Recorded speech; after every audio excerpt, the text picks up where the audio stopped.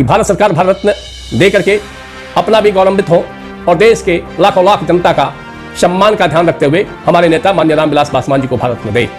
लेकिन जिस रामविलास पासवान जी को हमारे नेता भी अपने भगवान मानते हैं, और रामविलास पासवान जी के कारण ही आज दोनों ही जो लोक जनशक्ति पार्टी के चाचा और भतीजा हैं, इनका कोई कर्म या कोई चमत्कार ऐसा नहीं है कि देश इनको नेता माने। देश नेता इसलिए मानता है कि रामविलास पासवान जी के बाद हम अपने नेता केंद्रीय मंत्री पशुपति कुमार पारस जी में रामविलास पासवान जी का छवि, रामविलास पासवान जी का आदर्श, रामविलास पासवान जी का सिद्धांत को लेकर के चलने वाला चेहरा मानते थे। और इसलिए हम लोग रामविलास पासवान जी के जिस नजरिया से देखते थे, उस नजरिया से पशुपति कुमार पारस जी को भी हमने देखा। लोक जनशक्ति पार्टी के कोई भी प्रवक्ता, कोई भी नेता मेरे साथ बैठ करके मेरे प्रश्नों का जवाब देने की हिम्मत रखते हैं।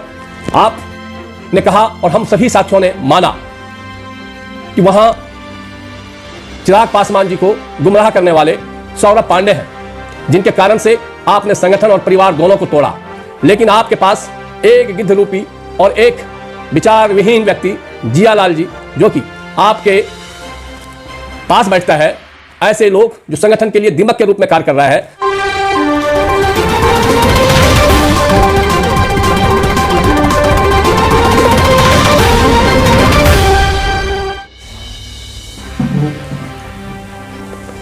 जय भीम साथियों, मैं सुभाष बिहारी, राष्ट्रीय अध्यक्ष भारतीय शोषित सेना।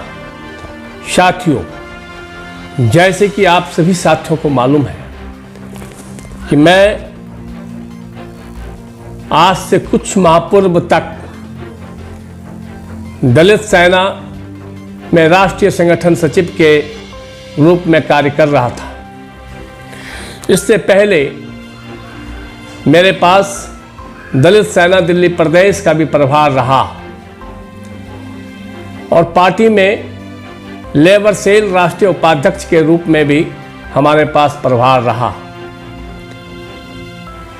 अन्य अलग अलग प्रभार जब जब जिस प्रभार को दिया गया, मैंने उस प्रभार के तहत संगठन में एक ऐतिहासिक कार्य करते हुए संगठन का और अपना, साथ ही नेता का संदेश और नीति को जन जन तक पहुंचाने का संकल्प के साथ कार्य करता रहा। लेकिन समय समय पर उस कार्य से भयभीत होकर के जो बुद्धिहीन व्यक्ति हैं, जिसके पास संगठन नाम का कोई चीज नहीं है, संगठन में रह करके सिर्फ अपनी दुकानदारी चला करके दाल रोटी का गुजारा करते हैं, ऐसे लोगों के द्वारा साजिश के तहत मेरी उस प्रयास को, संगठन में जो समर्पण था उसको देख करके भयभीत होकर के साजिश चलता रहा। 2004 में भी हमारे साथ चुनाव से ठीक एक सप्ताह पूर्व, जिस दिन हमारे यहाँ राष्ट्रीय अध्यक्ष माननीय रामविलास पासवान जी को कार्यक्रम संबोधित करना था, मुझे उम्मीदवार के रूप में घोषित किया गया था। उस दिन एक विवाद खड़ा करके और मुझे निष्कासित कराने का कार्य किया गया। उन्हीं के चट्टे पट्टे, जिसमें आज दलित सेना का राष्ट्रीय कोषाध्यक्ष जियालाल जी वहां विराजमान है,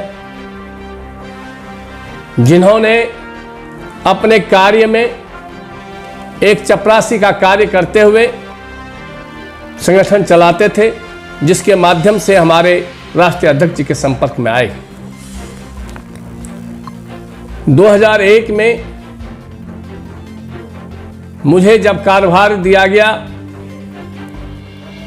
उस समय से ये एक जो यहाँ के स्थानीय लोग हैं, जो सिर्फ संगठन के नाम पर अपनी दुकानदारी चलाते हैं, नेता का चेहरा और चरित्र को समाज में बेचने का काम करते हैं, ऐसे लोगों के द्वारा साजिश रची गई और हमारे दिल्ली प्रदेश की कमेटी,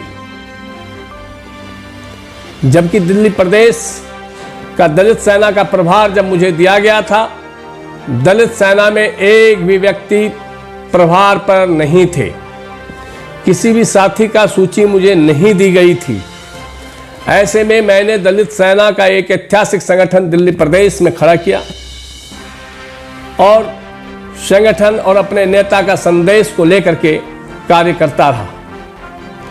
हर एक कार्य में झूठी अफवाहें फैला करके राष्ट्रीय अध्यक्ष को भी गुमराह किया कि मैंने इस कार्य में इतना मदद किया है, जबकि वो सरासर झूठ था। उसके बाद से राष्ट्रीय अध्यक्ष जी की बुराइयां, कार्यकर्ताओं का हौसला तोड़ने का सारा प्रयास, जिसका मैं विरोध करता था, लेकिन ऐसे ही चाटुकार जिनको हमारे राष्ट्रीय अध्यक्ष जी भी मित्र कहते हैं, जिसके पास बुद्धि नाम का कोई चीज नहीं है, लिखने पढ़ने का कोई ज्ञान नहीं है, संगठन का कोई दिशा या दशा तय करने का ज्ञान नहीं है, राष्ट्रीय अध्यक्ष जी को भी गुमराह करके पहले परिवार तोड़ा, अब संगठन का धीरे धीरे वो दीमक के जैसे काम करने वाले कार्यकर्ताओं को बाहर करते हैं और पैसे लेकर के पदाधिकारी नियुक्त कराते हैं। राष्ट्रीय अध्यक्ष जी से भी मैंने कई बार, और सारी चीजें उनके सामने हो रहा है, लेकिन वो पता नहीं किन कारणों से बेबस है, क्या राज है, क्या मजबूरी है, ये हम अपने नेता से नहीं पूछ सकते। नेता के प्रति हमारा हमेशा सम्मान रहा, आदर्श के रूप में मैंने उन्हें देखा और मेरे से संगठन के लिए और व्यक्तिगत उनकी सेवा जितनी भी हो सकती थी, मैंने वो सारे काम करने का प्रयास किया। अपना परिवार, अपना भाई, अपना गार्जियन समझ करके मैंने कोई भी कसर नहीं छोड़ा। लेकिन 2021 में जब हमारे नेता माननीय रामविलास पासवान जी को पद्म भूषण से सम्मानित किया गया, सभी नेता मंत्री जी के पैसे से होर्डिंग लगाए और सरकार को बहुत आभार प्रकट किया। सरकार का आभार हमने भी प्रकट किया और अपने पैसे से सारे कार्यक्रम, सारे होर्डिंग, सारे बैनर, सारे पोस्टर हम अपने कार्यकर्ताओं के सहयोग से करते थे। और 2021 में भी शीतकालीन सदन में हमने सरकार से शिष्टाचार मांग किया कि हमारे नेता माननीय रामविलास पासवान जी का कद और समर्पण देश के प्रति इतना है कि देश के लाखों लाख अगुवाई चाहते हैं कि रामविलास पासवान जी को भारत रत्न मिले। हमने 2021 में भी भारत रत्न का पहला आवाज उठाया और सरकार से अपनी मांग को रखा। 2022 के शीतकालीन में भी हमने पूरी तैयारी के साथ एक विशाल धरना प्रदर्शन, शिष्टाचार धरना प्रदर्शन सरकार के समक्ष किया कि हमारे नेता को भारत रत्न से नवाजा जाए, क्योंकि हमारे नेता के पास 35 साल का बिना दाग, बिना कोई अंगुली उठाए भारत सरकार में अलग अलग 6 विचारधारा के प्रधानमंत्री के साथ काम करने का गौरव हासिल है। 35 साल तक देश का कैबिनेट मंत्री के रूप में सेवा करने का गौरव हासिल है और 2 बार क्षेत्र की जनता, हाजीपुर की जनता ने उनको गिनीज बुक में नाम दर्ज कराने का, दोनों क्षेत्र की 2 बार संबंधित जनता ने गिनीज बुक में नाम दर्ज कराने का गौरव हासिल किया है। रामविलास पासवान जी की अगुवाई चाहते हैं कि भारत सरकार भारत रत्न दे करके अपना भी गौरवान्वित हो और देश के लाखों लाख जनता का सम्मान का ध्यान रखते हुए हमारे नेता माननीय रामविलास पासवान जी को भारत रत्न दे। लेकिन जिस रामविलास पासवान जी को हमारे नेता भी अपने भगवान मानते हैं और रामविलास पासवान जी के कारण ही आज दोनों ही जो लोक जनशक्ति पार्टी के चाचा और भतीजा हैं, इनका कोई कर्म या कोई चमत्कार ऐसा नहीं है कि देश इनको नेता माने।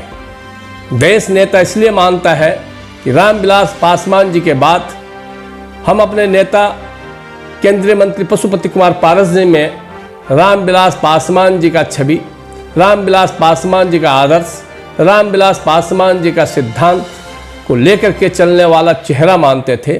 और इसलिए हम लोग रामविलास पासवान जी के जिस नज़रिया से देखते थे, उस नज़रिया से पशुपति कुमार पारस जी को भी हमने देखा और उनकी सेवा भी की। लेकिन 2022 शीतकालीन में 23 दिसंबर को जब मुझे भारत रत्न की मांग को लेकर के भारत सरकार के पास अपना मांग दोहराना था, तो इस गंदे जियालाल ने हमारे राष्ट्रीय अध्यक्ष जी को बातों में उलझाकर और यह मना कर दिया गया कि लोक जनशक्ति पार्टी और दलित सेना के बैनर से हम इस मांग को नहीं रख सकते और यह मांग नहीं रखना है। लेकिन हमारी आस्था, हमारा विश्वास हमारे नेता के प्रति तब भी अडिग था और आज भी अडिग है। हमने रामविलास पासवान जी का उसी 23 दिसंबर को भारत रत्न की मांग रखी, जो मेरा संगठन 2004 के बाद निष्कासित के बाद मैंने भारतीय शोषित सेना बनाया था। और वह भारतीय शोषित सेना इसलिए बनाया था कि सबसे ज़्यादा शोषण कार्यकर्ताओं का होता है, आर्थिक, वैचारिक, सामाजिक शोषण कार्यकर्ता का होता है। फिर भी मैंने अपने नेता के आदर्श और विश्वास से अडिग नहीं हुआ, किसी दल में, किसी पार्टी में नहीं गया। और आज भी व्यक्तिगत मेरा केंद्रीय मंत्री जी के साथ ना उन्हें हमसे कोई शिकायत है, ना हमें उनसे कोई शिकायत है। लेकिन जियालाल जी से हमारे केंद्रीय मंत्री क्यों दबते हैं? क्या राज है? जियालाल जी अपने पुत्र वधू को जला के मार दिया, 8 महीने जेल में रहे और आज भी उन पे मुकदमा चल रहा है।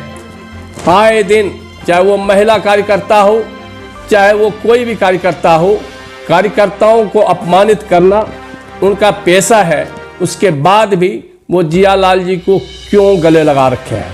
और हर मंच से जियालाल जी को अपना मित्र कहना, जियालाल जी का चरित्र और चेहरा किसी चीज़ से वो ठीक नहीं है। ऐसे लोगों को अगर आप मित्र कहते हैं तो लोग हमसे प्रश्न करते हैं, आपके कार्यकर्ताओं से प्रश्न करते हैं कि एक व्यक्ति जिसको गिलास धोने की अकल ना हो, जिसको कपड़े धोने की अकल ना हो, ऐसे व्यक्ति इतने शिष्टाचारी, इतना स्वाभिमानी, इतना विचारवादी नेता का मित्र कैसे हो सकता है? तो हमें बताएंगे यह लोक जनशक्ति पार्टी के कोई भी प्रवक्ता, कोई भी नेता मेरे साथ बैठ करके मेरे प्रश्नों का जवाब देने की हिम्मत रखते हैं? आप ने कहा और हम सभी साथियों ने माना कि वहां चिराग पासवान जी को गुमराह करने वाले सौरभ पांडे हैं, जिनके कारण से आपने संगठन और परिवार दोनों को तोड़ा।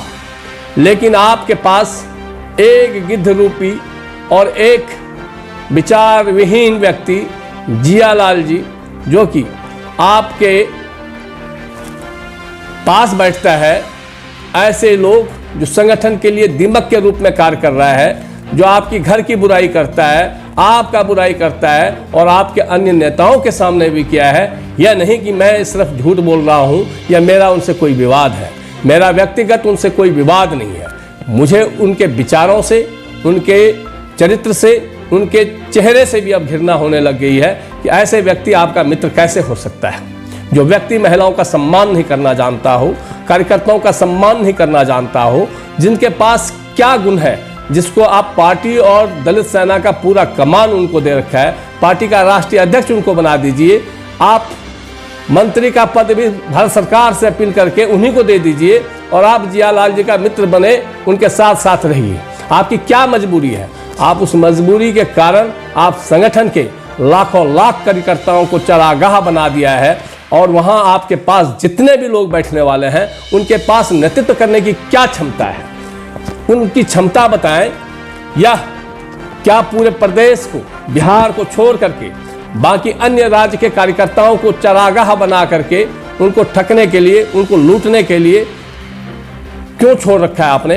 कार्यकर्ताओं के विचारों का हनन हो रहा है। पैसा ले लेकर के आप पदाधिकारी बना रहे हैं, क्या ये कोई एजेंसी दे रहे हैं? ये रामविलास पासवान जी के विचारों की अगुवाई को आप क्यों रोज मार रहे हैं? उनके विचारों का गला क्यों घोट रहे हैं? हमारी यह मांग है, और यह मांग जब तक आप पूरा नहीं करेंगे, जियालाल जैसे व्यक्ति को आप पार्टी से निष्कासित नहीं करेंगे, हमारा ये अभियान जारी रहेगा। और इस अभियान को लेकर के हम जन जन तक जाएंगे, क्योंकि रामविलास पासवान जी के विचारक का हम गला घुटने नहीं देंगे। जय हिंद, जय भीम, नमो बुद्धाय।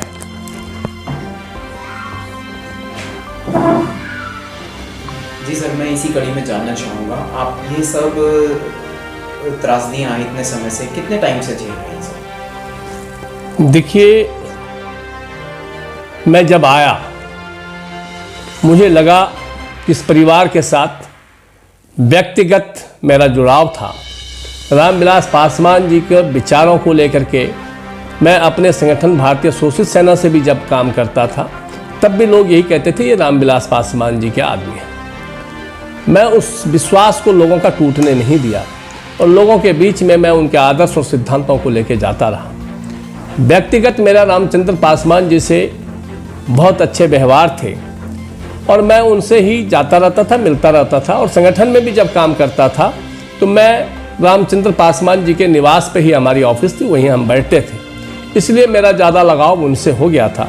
वैचारिक रूप से वो हमारा भी सम्मान करते थे, और हम उनका अपना आदर्श मानते थे। रामचंद्र पासवान जी का जब देहांत हो गया तो मुझे लगा इस पार्टी से, इस परिवार से मेरी दूरी बन गई। लेकिन जिस समय ये दल दो भाग में बटे, क्योंकि रामचंद्र जी के विचारों से मेरा ज़्यादा लगाव था। चिराग जी मुझे व्यक्तिगत जानते नहीं थे, और मैं जब गया, जो लोग भी पुराने थे वो सभी जानते थे कि मैं संघर्षशील व्यक्ति हूँ। मेरी पहचान सीधा सीधा चिराग जी से ना बन जाए या पशुपति जी से ना बन जाए, इसलिए मुझे दलित सेना का प्रदेश अध्यक्ष की जिम्मेवारी दी गई, जो बंजर और दलित सेना में कुछ था नहीं।